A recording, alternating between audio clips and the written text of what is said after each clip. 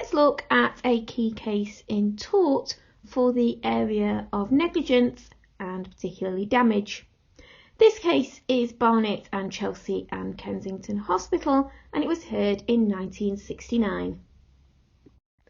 This case was brought by Mrs. Barnett on behalf of her deceased husband.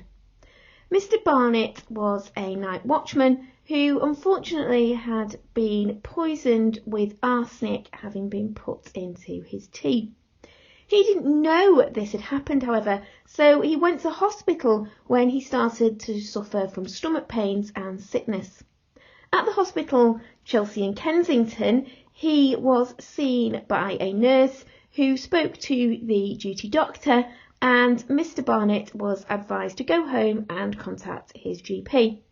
Unfortunately, Mr. Barnett died 5 hours later.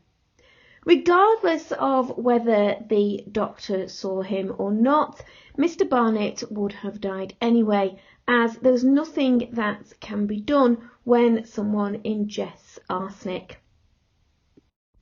Chelsea and Kensington Hospital were not seen to be liable for the death of Mr. Barnett, even though they had failed to examine him.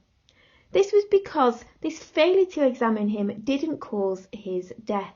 He would have died anyway because there's no remedy once somebody takes arsenic.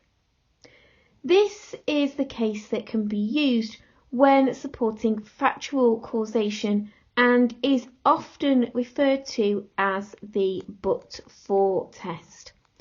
Factual causation is satisfied if the damage suffered by the claimant would not have occurred but for the defendant's breach of duty, which did not occur in this case.